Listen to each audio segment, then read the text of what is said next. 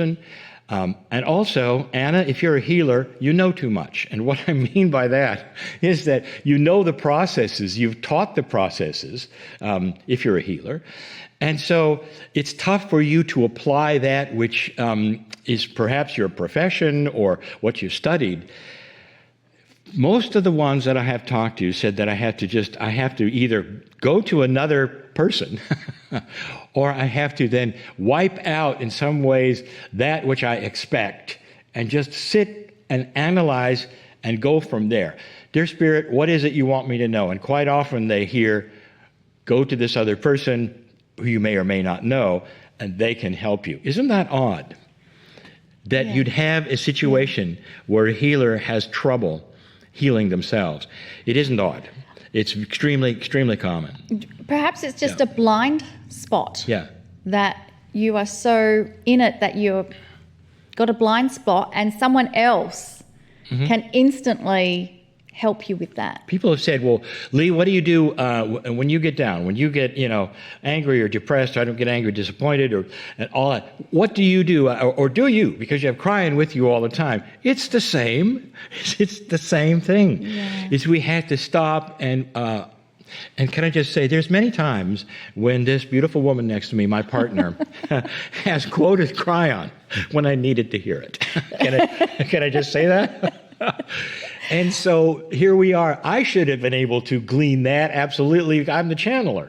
But it didn't happen that way. So I go to a place where I'm disappointed or I wonder why this is happening or, and then Monica will come and say, well, remember, in October 13th, 2016, at 4 o'clock.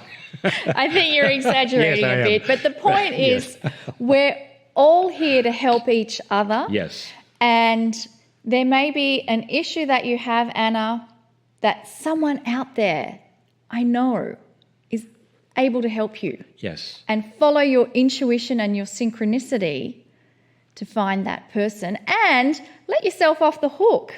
Don't beat yourself. We tend to feel that don't beat yourself up. because we're so good at something, we should have that in our life 100%. Yes.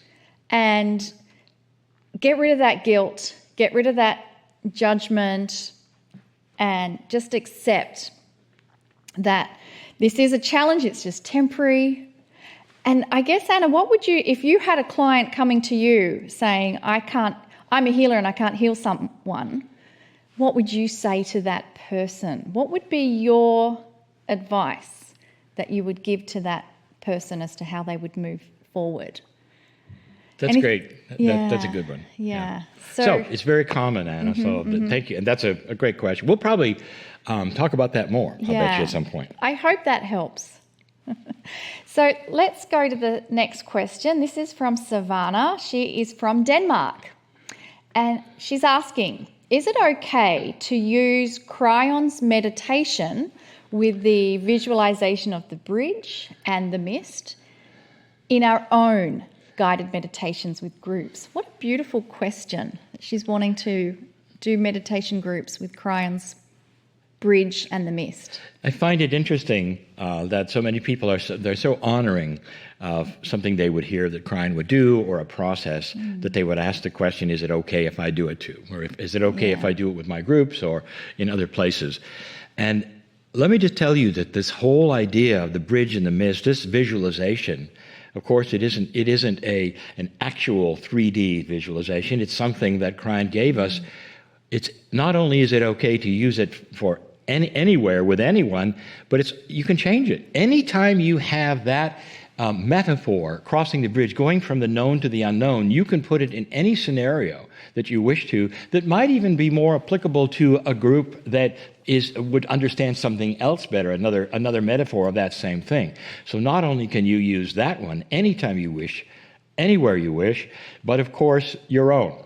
And we count on this, and thank you, Savannah, for asking that, because people are so concerned, I would say, in honoring of processes, especially what they hear with Cryon.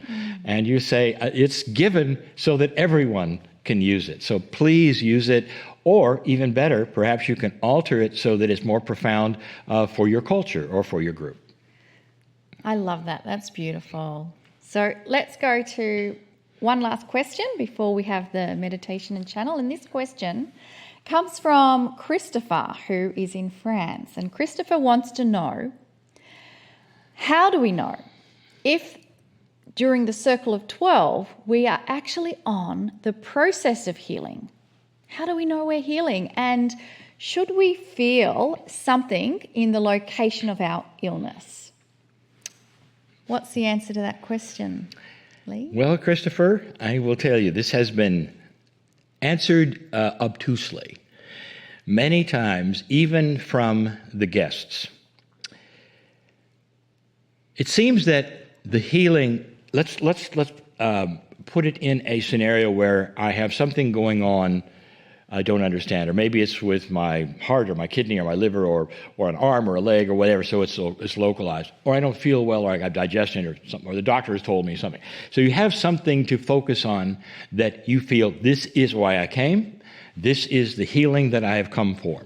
So Christopher is asking, now how do I know it's working? How do I know, do I feel something in that local place? And yet, healer after healer have come here and said that the actual healing you came for is a byproduct of something else. You know where I'm going with this? What if it's more than just a localized healing that's going to happen? What if it comes with an attitude shift, a compassionate, benevolent change in your life? What if you have an aha experience that awakens you to a larger truth? In that, often the byproduct is the healing. Now that's just one answer and one segment of this answer, because there's another segment to go. Sometimes the healing you've come for does not happen instantly at all. In fact, it happens gradually, and you're only aware of it like 2 or 3 weeks into it. How long does it take to knit a bone? 6 weeks, we know. And 6 weeks seems to be when the doctors are always saying, well, wait 6 weeks and do this and that, because there's an actual healing process of the body that takes a while. So it's not miracles necessarily we're after all the time.